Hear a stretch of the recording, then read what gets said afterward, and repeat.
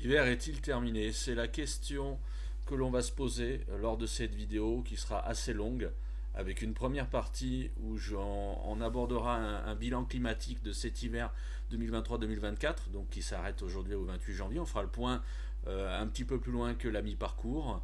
On regardera les prévisions dans les prochains jours, sachant qu'une vidéo a déjà été faite là-dessus hier, donc ça ira assez vite sur ce point-là. Et par la suite, on regardera la tendance pour le mois de février, un peu plus loin, pour voir si éventuellement on a des possibilités de retrouver des sensations un peu plus hivernales à l'échelle de l'hémisphère nord, parce que actuellement nous connaissons une forte douceur, que ce soit sur l'Europe et également sur le continent nord-américain.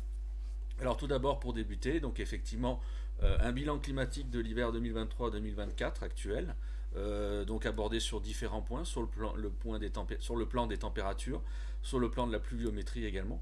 Donc les températures pour le mois de décembre 2023, donc qui fait partie intégrante de l'hiver météorologique, on est sur une anomalie de plus de degrés. Vous aurez remarqué que le mois de décembre a été globalement doux avec des périodes très très douces vers le milieu du mois et vers les fêtes notamment.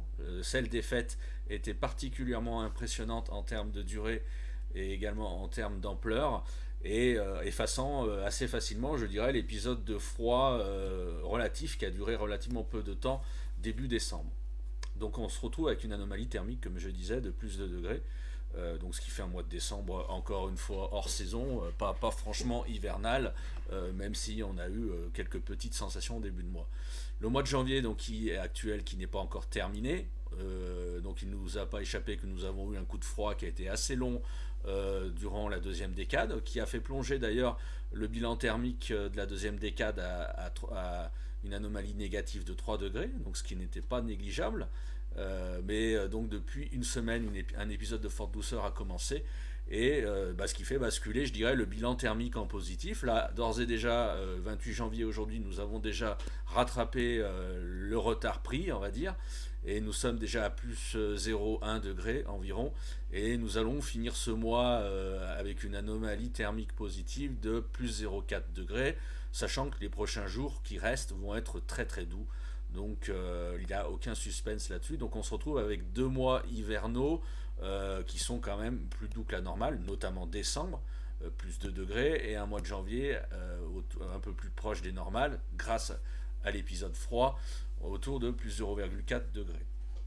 Concernant la pluviométrie, le mois de décembre a été relativement bien arrosé, notamment dans l'ouest, sur les régions alpines également, le Jura, les Vosges, donc avec vraiment des excédents de précipitations qui ne sont pas négligeables. Par contre, à contrario, des déficits, notamment dans certains secteurs de Picardie par exemple, ou de Normandie, et également dans les régions centrales, et également, alors plus encore, sur le pourtour méditerranéen et la Corse, le Roussillon, pour rappel, qui connaît une sécheresse chronique très importante depuis 2023.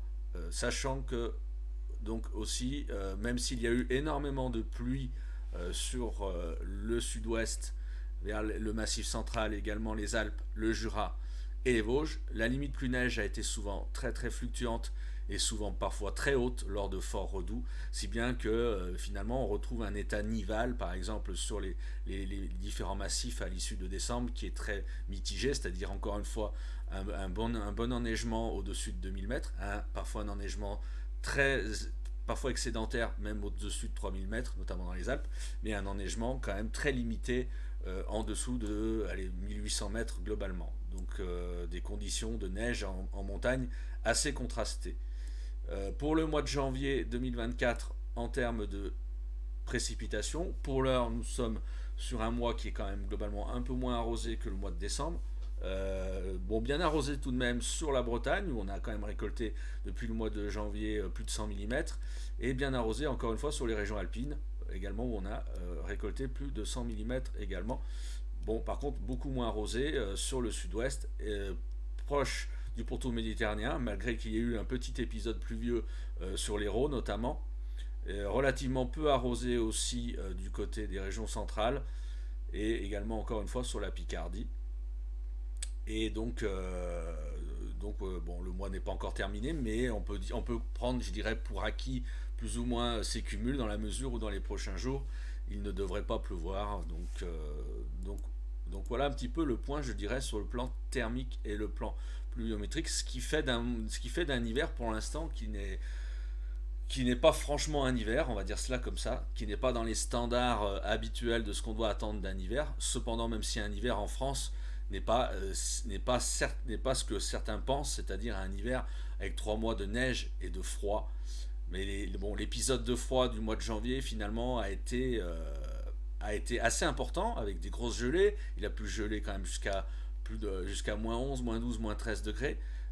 En termes thermiques, il y a eu un beau déficit, mais cependant vite oublié par les épisodes de forte douceur et notamment celle qu'on connaît actuellement.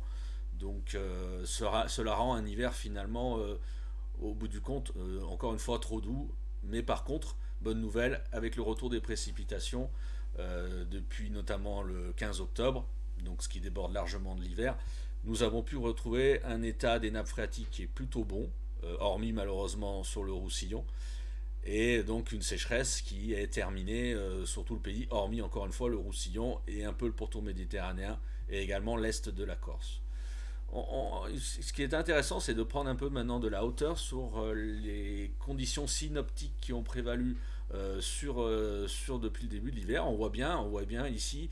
Donc ça, c'est les anomalies de géopotentiel qui sont donc repris à travers les réanalyses depuis le 1er décembre portant jusqu'au 26 janvier. Et on voit bien donc que les géopotentiels étaient très concentrés, notamment sur l'Afrique du Nord, débordant quand même largement sur la péninsule ibérique. Et on voit quand même ce couloir de basse pression, de bas géopotentiel qui s'est installé des îles britanniques en allant sur la Russie, en débordant largement sur la Scandinavie et le nord-nord-est de l'Europe. Et donc ce qui nous a prévalu quand même, et on le voit, un flux d'ouest à sud-ouest assez dynamique et assez pluvieux par moment depuis début décembre. Et on le voit encore mieux ici à travers, je dirais, l'anomalie au niveau des vents zonaux, au niveau du vent zonal, du vent d'ouest à 300 hectopascales, c'est-à-dire le courant de jet, avec donc une anomalie positive sur l'Europe globalement. Donc ce qui signifie que nous avons été bien concernés par ce courant de jet et que cela a véhiculé pas mal de perturbations depuis le 1er décembre. À l'échelle hémisphérique, c'est encore plus intéressant. Donc on retrouve notre anomalie sur l'Europe, de bas géopotentiel. On retrouve les hauts géopotentiels méditerranéens et de l'Afrique du Nord. Et on retrouve des hauts géopotentiels quand même récurrents depuis le 1er décembre sur le Canada, remontant également près du Groenland, enfin au nord du Groenland plutôt. Et on voit ces bas géopotentiels entre le Pacifique et le sud des USA, se prolongeant après en Atlantique, ce qui signale quand même un courant de jet subtropical assez intense par moment. Donc se prolongeant par un courant de jet atlantique, donc qui remonte après du côté de l'Europe du Nord.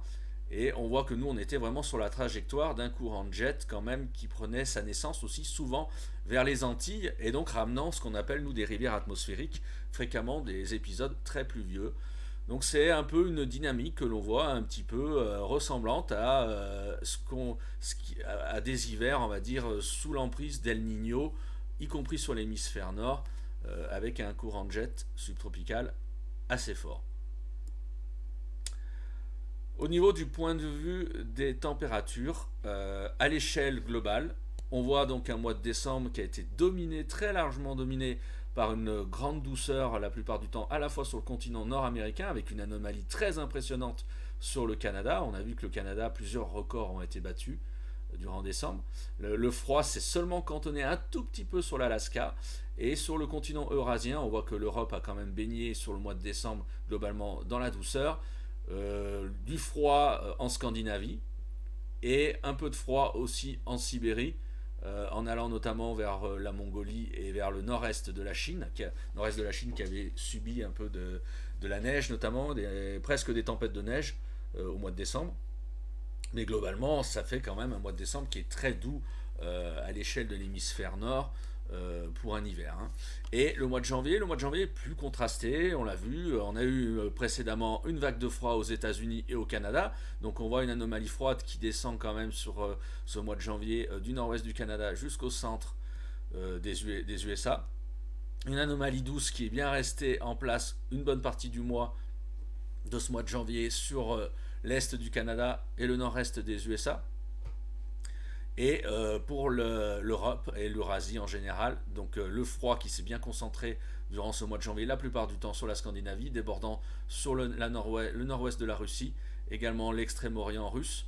Et puis nous finalement, le 28 janvier, malgré l'épisode froid de la deuxième décade sur une majeure partie de l'Europe, ce n'est pas suffisant pour faire basculer une bonne partie de l'Europe en négatif en bilan thermique, donc si bien qu'on retrouve de la douceur globalement sur ce mois de janvier sur le sud-ouest de l'Europe, le sud de l'Europe en général. La France est plutôt en limite, donc ce qui va expliquer que dans les prochains jours on devrait terminer ce mois sur un excédent de plus 0,4 degrés environ. Donc voilà un petit peu un bilan climatique de l'hiver 2023-2024 qui n'est bien sûr pas terminé sur le plan météorologique, mais c'est intéressant de remettre les choses un petit peu à leur place avant de débuter une partie prévision et une partie tendance. Alors la partie prévision, nous allons y venir. La partie prévision, on voit donc déjà, le principal acteur des 7 prochains jours, comme expliqué hier notamment dans la vidéo, c'est la douceur. Forte douceur dans les 7 prochains jours, à nouveau sur toute l'Europe. On voit que nous en France, on serait encore sur un excédent sur les 7 prochains jours global de plus 5 degrés, donc ce qui est énorme. Avec encore, on voit ici d'ailleurs une tache qui ressort un peu plus sombre vers les Pyrénées, ce qui prouve encore une fois que la douceur sera certainement impressionnante une nouvelle fois en altitude dans les Pyrénées, donc faisant malheureusement fondre la neige. Donc douceur vraiment très impressionnante sur toute l'Europe, quasiment pas de froid en vue. Le froid se cantonne sur l'Islande, un tout petit peu sur la Norvège, et le froid autrement descend vers la Turquie. Donc il faut s'attendre encore dans les 7 prochains jours à battre certains records, hein, comme ce qui se passe actuellement. Quotidiennement, nous battons des records de douceur, parfois même de chaleur lorsqu'on dépasse le seuil des 25 degrés. Et donc ça va perdurer au moins pour les 7 prochains jours. Et plus si affinité, tout cela pourrait nous porter jusqu'au 7-8 février facilement, donc ce qui est totalement hors saison et ce qui risque de poser des problèmes au niveau de l'écosystème. Pour rappel, un mois de janvier, fin janvier, un mois de février trop doux fait démarrer la végétation trop tôt, donc avec des bourgeons qui se mettent en place sur nombre d'arbres, et également donc ce qui va risquer de faire avancer très nettement la végétation par rapport à la moyenne, hein, peut-être prendre facilement un mois d'avance dans certains endroits, si bien que lorsque le printemps sera arrivé, notamment mars-avril, et notamment sur par exemple des arbres fruitiers, si il y a des gelées tardives, ce qui est arrivé plusieurs fois durant les dernières années entre mars, avril et mai, le risque est d'avoir de la perte au niveau des arbres fruitiers, au niveau de la végétation, et d'avoir des dégâts à cause du démarrage trop précoce de la végétation durant l'hiver. Et donc ça peut poser après des problèmes bien sûr au niveau une quantité moins importante de fruits disponibles et une augmentation des prix aussi au niveau du panier lorsqu'il sera temps d'en acheter durant l'été notamment. Et donc c'est fortement préjudiciable aussi au niveau de la faune. Une période de froid qui aura été trop limitée durant ce mois de janvier, et donc du coup n'aura pas forcément obligatoirement tué toute la vermine, on va appeler ça comme ça, notamment les moustiques et d'autres insectes. Donc encore une fois, on se retrouve à un problème analogue, on risque de se retrouver avec un problème analogue à ce qu'on a eu durant les années 2019, 2020, 2021, 2022, à degrés moins de 2023, parce que 2023, les gelées tardives ont été moins présentes, mais on peut se retrouver avec une situation à la 2022, 2021, par exemple, après un mois de février trop doux. Donc il serait nécessaire et souhaitable plutôt d'avoir un mois de février plus froid et d'avoir le retour du froid avant la fin du mois. Maintenant, qu'est-ce qu'il en est pour la tendance à moyen terme, au-delà de la semaine prochaine, donc qui s'annonce très douce, souvent assez bien ensoleillée, malgré des brouillards et des nuages bas possibles ici ou là, éventuellement de la grisaille en deuxième partie de semaine, notamment sur la moitié nord. Par la suite, la tendance à moyen terme fait éventuellement bouger un petit peu les choses, Alors, je prends une carte d'un ensembliste, donc qui s'appelle l'ensembliste NAEFS, donc qui regroupe 40 scénarios du modèle américain et du modèle canadien. Et quand on prend l'échéance à 240 heures, donc ça nous amène au 7 février, on voit une chose intéressante au niveau de l'hémisphère, c'est-à-dire qu'on a une poussée anticyclonique qui s'opère en direction de l'Alaska, et on a une poussée anticyclonique possible à partir du proche Atlantique en direction de l'Islande et du Groenland. Il faut savoir que lorsqu'on a des poussées anticycloniques à l'échelle hémisphérique, notamment côté Pacifique, on a souvent son pendant du côté Atlantique par le biais de ce qu'on appelle, nous, les ondes de Rossby. Donc là, on a clairement un schéma d'ondes de Rossby qu'on retrouve à l'échelle hémisphérique.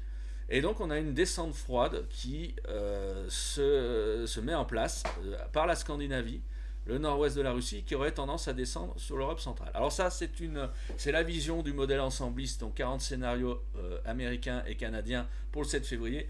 Eh bien, mais cependant, à ne pas prendre au pied de la lettre, il y a bien sûr des disparités suivant tous les modèles, mais c'est une première tendance qui peut éventuellement faire dire qu'à partir du 7-8 février, éventuellement plus sûrement vers le 10 février, on pourrait avoir un changement de temps.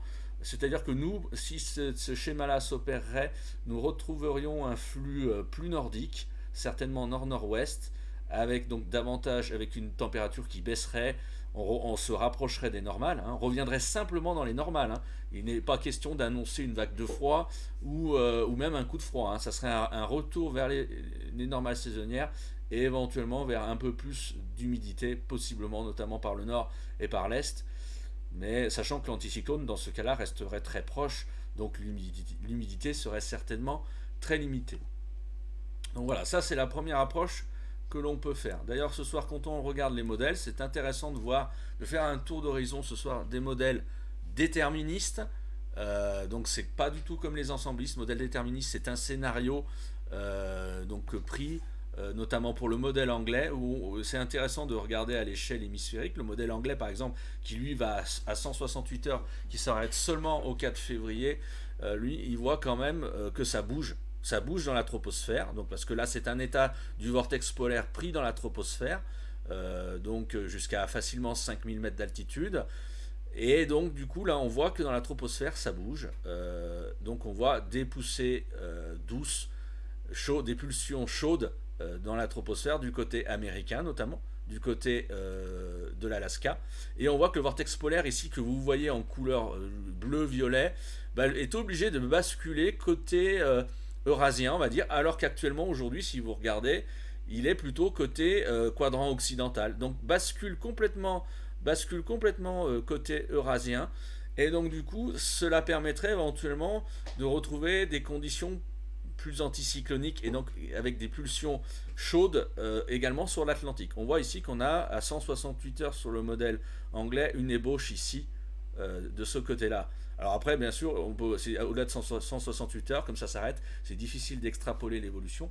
Mais l'évolution à l'échelle hémisphérique, on va dire, est intéressante pour du changement sur le modèle anglais. Après, si je regarde sur le modèle canadien, en prenant toujours les mêmes repères. L'on voit aujourd'hui, vous voyez, aujourd'hui par exemple, dimanche 28 janvier, nous avons un vortex polaire qui est assez concentré sur son quadrant occidental, donc très dense entre le Canada et la Scandinavie, et un petit peu moins dense du côté oriental. Et on voit que du côté au-dessus de l'Eurasie, on a des poussées anticycloniques, notamment on en a eu une par l'Oural notamment.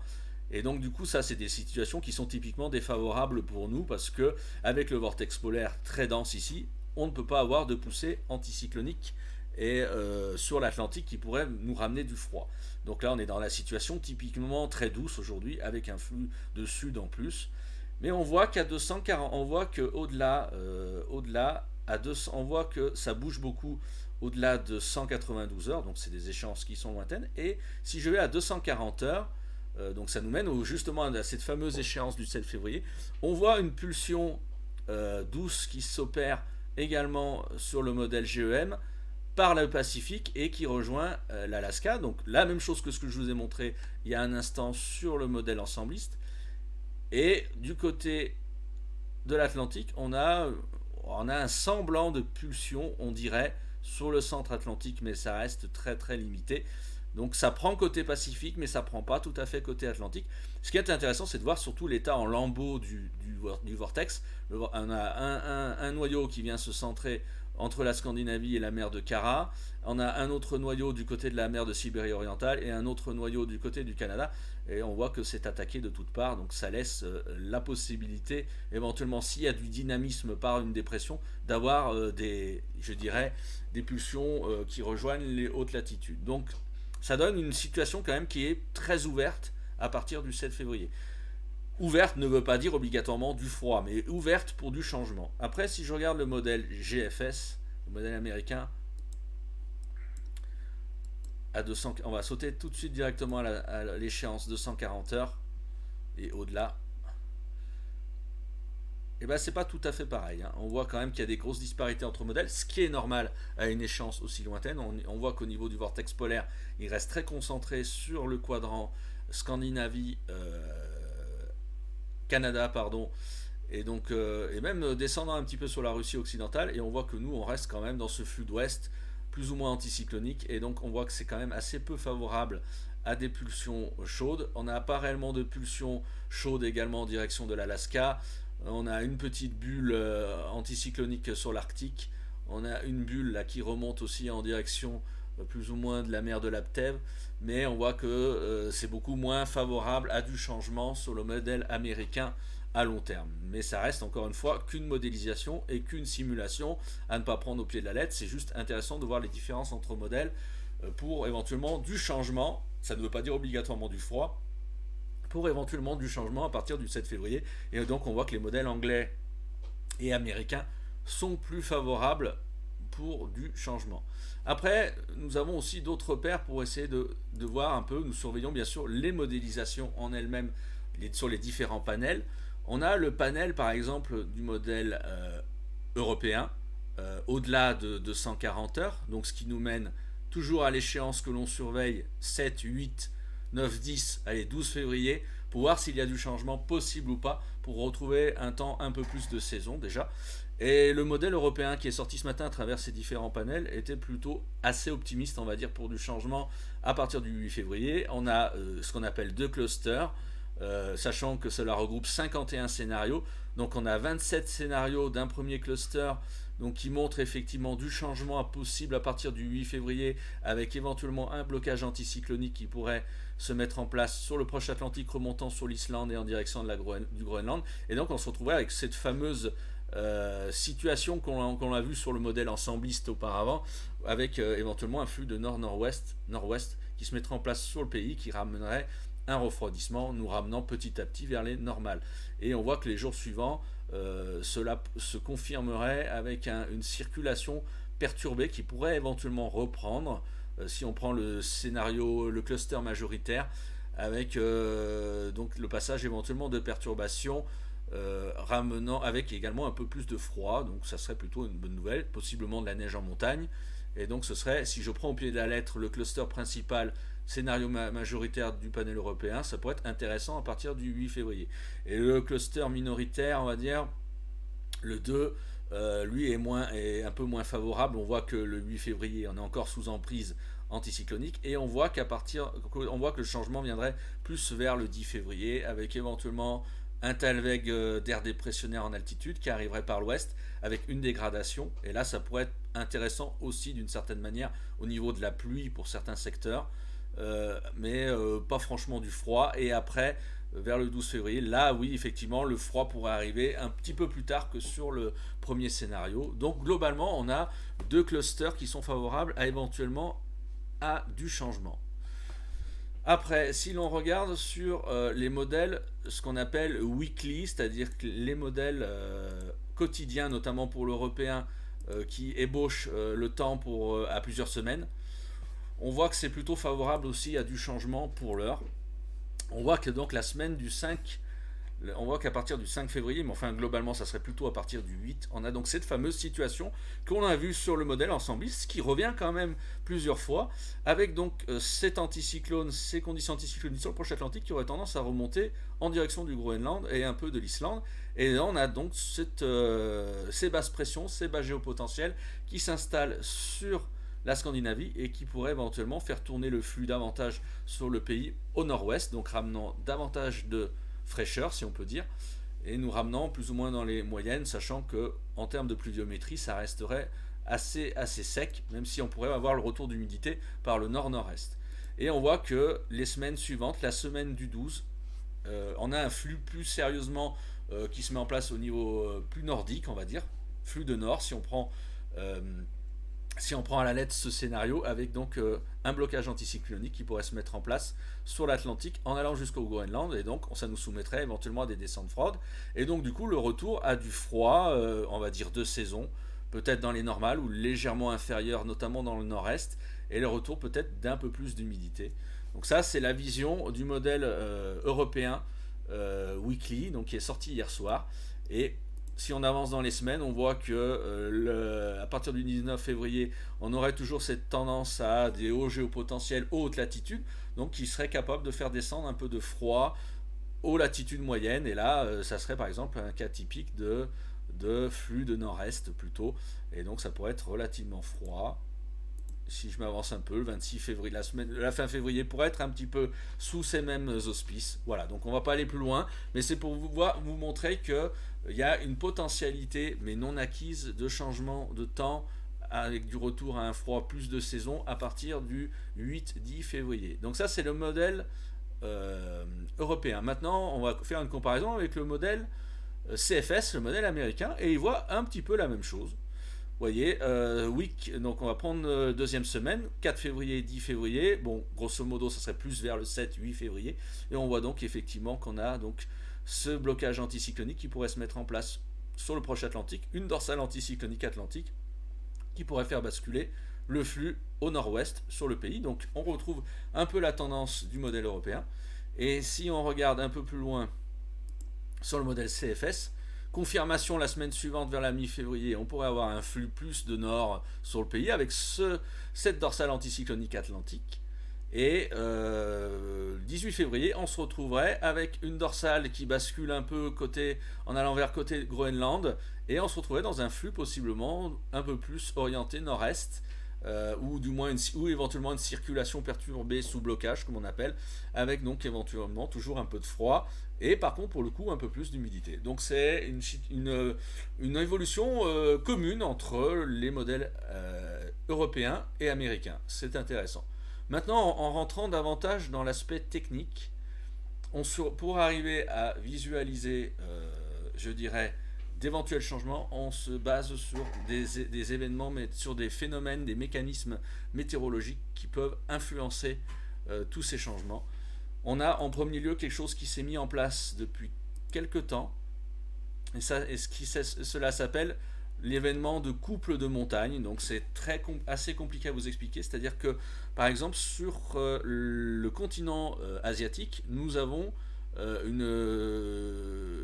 on va dire une alternance souvent entre des hautes pressions, des basses pressions, notamment du côté de l'Oural. Et donc actuellement on a des hautes pressions qui ont basculé par l'Himalaya, donc par frottement on va dire, par friction ce qu'on appelle, qui ont je dirais basculé du côté de l'Himalaya et qui ont atteint le sud-est asiatique, faisant augmenter ce qu'on va dire ce couple de montagnes dans un mode positif. Le mode positif, on le voit ici, le mode positif, il est illustré par la phase 5 et la phase 6, et donc on a une courbe verte ici. Je pense que c'est difficile à comprendre, mais je vous l'explique. On a une courbe verte qui fait une grande amplitude ici, vous voyez, notamment en ce moment même, entre le 28 et le 30 janvier, donc ce qui traduit une forte EAMT+, donc un couple de montagnes positif, et donc qui engendre après ce qu'on appelle nous une AAM+. Donc AAM+, cela booste ce qu'on appelle nous le courant de jet pacifique, notamment, avec une extension du courant de jet pacifique importante. Je vais vous le montrer sur carte, vous allez comprendre rapidement les implications de ce qu'on appelle une EAMT. Donc j'y viens. Donc une AMT+. Donc c'est sur carte. On le voit tout de suite sur la AMT+. La AMT+, vous voyez, on a des hautes pressions ici qui ont glissé sur le sud-est asiatique. On a des basses pressions qui sont en amont, on va dire, de l'Himalaya. Et donc cela engendre derrière un courant de jet pacifique qui est plus prolongé et plus intense. On le voit ici, vous voyez, courant de jet pacifique assez intense qui s'étend jusqu'aux États-Unis et quasiment jusqu'au continent donc américain, même si on a une petite dorsale anticyclonique. Et donc cela a favorisé dans un premier temps en fait ce phénomène, le retour de la douceur sur le continent américain. Alors tout ça, ça se poursuit un petit peu avec une ondulation du courant de jet sur le secteur nord-atlantique. Et donc tout ça en fait c'est des situations favorables, je dirais, déjà dans un premier temps au retour de la douceur sur les continents. Mais ça ne s'arrête pas là, parce que ce phénomène-là donc poursuit sa route dans les prochains jours, en repassant en phase qu'on appelle nous en phase 7 et en phase 8, avec donc une baisse d'intensité de ce qu'on appelle de l'EAMT+.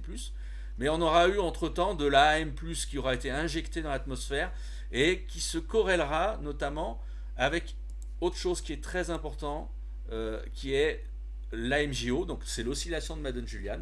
L'oscillation de Madden-Julian, elle est importante parce que c'est donc un phénomène de convection qui a lieu sur le Pacifique en général, Pacifique équatorial, et il est apte à engendrer ce qu'on appelle nous des ondes de Rossby. Et donc on a une MJO qui est active actuellement en phase 7. Actuellement aujourd'hui on est plutôt en phase 7, on est donc plutôt dans un pic d'activité, activité qui perdurera dans les prochains jours. Et ce qui est intéressant, c'est que cette activité de la MJO a été revue à la hausse depuis le décalage, on va dire, de la MJO sur le quadrant occidental. Alors que les jours d'avant, on a eu une période, par exemple, vous voyez, il y a quelques jours, par exemple, il y a une semaine de cela, le 21 janvier, on voyait une MJO qui s'écrasait en phase 6 et qui a eu du mal à aller jusqu'en phase 7. Et là, on voit qu'en une semaine, l'amplitude a été revue nettement à la hausse sur la phase 7. Donc cela va engendrer un phénomène d'onde relié avec l'AM+, et qui risque donc d'envoyer à l'état d'ici, on va dire 10 jours, des hautes pressions aux hautes latitudes. Parce que les phases 7, notamment, phase 6, mais surtout phase 7 et après éventuellement phase 8, sont très propices à des blocages anticycloniques aux hautes latitudes. Donc je dirais que les feux sont plutôt au vert pour du changement vers le 8 février avec l'apparition de blocages anticycloniques aux hautes latitudes, éventuellement que ce soit côté Atlantique et côté Pacifique. Donc ce sont les premiers indices, je dirais, à prendre en compte. Maintenant on prend aussi, et là donc juste pour vous confirmer, donc on voit ce graphique, l'AAM là, on voit donc l'augmentation qui se produit actuellement de l'AAM, et on a vu, et si on reprend les corrélations, on voit par exemple qu'on a vu déjà une augmentation de l'AAM fin décembre, et précédant une baisse, et on avait vu que quand même courant janvier ça l'avait bien permis quand même l'arrivée d'une dorsale anticyclonique atlantique comme on avait eu, s'orientant un peu vers la Scandinavie et orientant du froid. Donc c'est un indicateur quand même qui est important, y compris au même train que, je dirais, que les questions de MJO. Donc voilà, alors maintenant, dernière chose que l'on regarde aussi, ce sont les questions de stratosphère. La stratosphère, le vortex polaire stratosphérique a été pas mal chamboulé sur le mois de janvier avec deux réchauffements successifs. Actuellement, il a tendance à reprendre de la puissance et de la force, même s'il a certaines fluctuations au jour le jour. Et actuellement, il est en train quand même plutôt de se découpler par rapport au vortex polaire troposphérique, dans la mesure où on a actuellement ce qu'on appelle nous de la NAM-, et la NAM+, pardon, favorise, c'est de la NAM+, excusez-moi, favorise plutôt donc je dirais, un schéma zonal à l'échelle hémisphérique et avec davantage donc une circulation d'ouest en est comme on a actuellement. Donc cette NAM+ devrait, je dirais, persister dans les prochains jours Et après, on a éventuellement un afflux de NAM- à nouveau prévu sur le mois de février qui pourrait peut-être éventuellement dire qu'on pourrait s'orienter vers une phase au niveau de la troposphère qui serait plus agitée. Mais on voit une décorrélation entre le vortex polaire stratosphérique et le vortex polaire troposphérique. Donc c'est un événement qui n'aurait pas forcément un lien avec la stratosphère. Donc en gros, pour vulgariser, il n'y aurait pas de lien particulièrement direct actuellement dans les prochaines semaines entre l'activité dans la stratosphère, donc largement au-dessus de 100 hectopascales, et l'activité dans la troposphère. Et on voit qu'on a des flux de... Alors, l'activité entre troposphère et stratosphère, je dirais, s'établit par des flux de chaleur. Des flux de chaleur qui peuvent aller de la troposphère à la stratosphère, mais qui peuvent également aller de la stratosphère à la troposphère. Et on voit que les flux de chaleur dans les prochains temps vont être relativement limités. On a des petits flux de chaleur sur certains espaces à partir de la troposphère, mais la plupart du temps, ils s'effectuent sur la stratosphère et sur le quadrant notamment côté au-dessus du Canada. Donc pas de grandes, je vois pas de très grandes incidences à venir dans les prochains temps entre les deux vortex. Alors ce qui est intéressant, c'est cette fameuse NAM. Donc NAM, alors voilà, la NAM est orientée au niveau de ce qu'on appelle nous l'oscillation arctique. L'oscillation arctique, c'est est-ce qu'il y a la présence de basse ou de haute pression près de l'Arctique. Et s'il y a des hautes pressions près de l'Arctique, on est en phase d'oscillation arctique négative. S'il y a des basses pressions, on est en phase d'oscillation arctique positive. Et la NAM coïncide notamment avec tout ce qui est l'indice AO.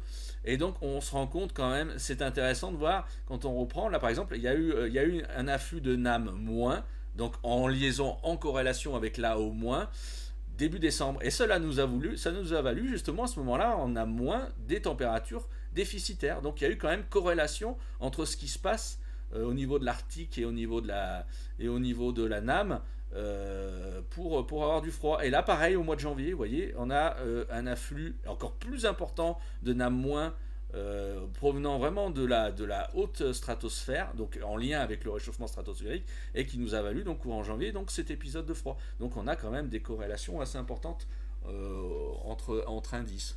Donc ça aussi c'est intéressant de le montrer. Donc voilà un petit peu ce qu'on pouvait dire. Donc ça c'était l'aspect un peu plus technique pour terminer, je dirais, cette démonstration.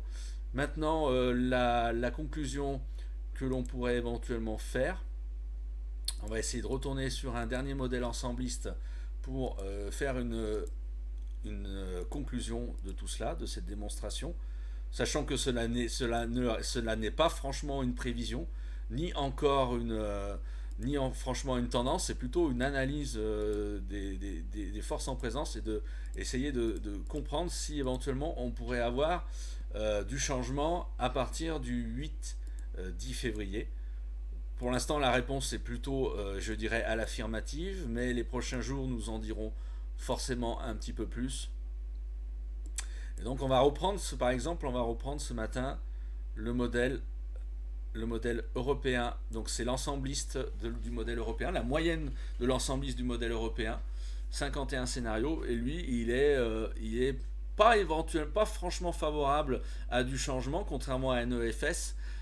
Avec donc effectivement ce blocage plutôt sur le nord-est du Canada et plutôt un courant d'ouest perturbé sur la France à l'horizon du 9 février. Donc vous voyez, c'est quand même très partagé suivant les modèles, mais même si on a une récurrence, notamment sur les modèles hebdomadaires et puis sur certains ensemblistes, d'une possibilité de flux de nord-ouest à l'échéance du 8 février, ramenant des températures dans les normales saisonnières et éventuellement un peu de pluviométrie. Et là, si je vais à l'échéance maximale du modèle européen, de l'ensembliste, donc de la moyenne, on retrouve donc bien ce flux d'ouest ici, sur l'Europe, et donc ça nous vaudrait certainement éventuellement des perturbations, mais plutôt de la douceur. Et donc on aurait éventuellement à minima peut-être le retour des perturbations et un blocage plutôt sur l'est des USA. Donc vous voyez que rien n'est fait. On a plusieurs signaux favorables éventuellement à du changement 7-8 février. J'aurais tendance à penser personnellement qu'il y aura du changement avec éventuellement un flux de nord-ouest avec ramenant dans les normales et un peu de pluviométrie, mais en aucun cas, me semble-t-il, une vague de froid, du moins dans un premier temps, en aucun cas un coup de froid sérieux, mais au moins le retour à des conditions un peu plus hivernales, un peu plus propices. Mais d'ici le 8 février, 7-8 février, c'est la grande douceur qui va prédominer, avec une absence de précipitation. Simplement, éventuellement, il faudra voir au jour le jour l'évolution de la grisaille sur la moitié nord et de quelques phénomènes de basse couche dans les vallées habituels, on va dire. Et on risque de plus de collecter les records de douceur qu'autre chose. Donc il faudra patienter encore un petit peu pour en savoir un peu plus et pour finaliser cette possible évolution vers le 8 février. Je vous remercie d'avoir suivi cette vidéo en tout cas. Bonne soirée à vous.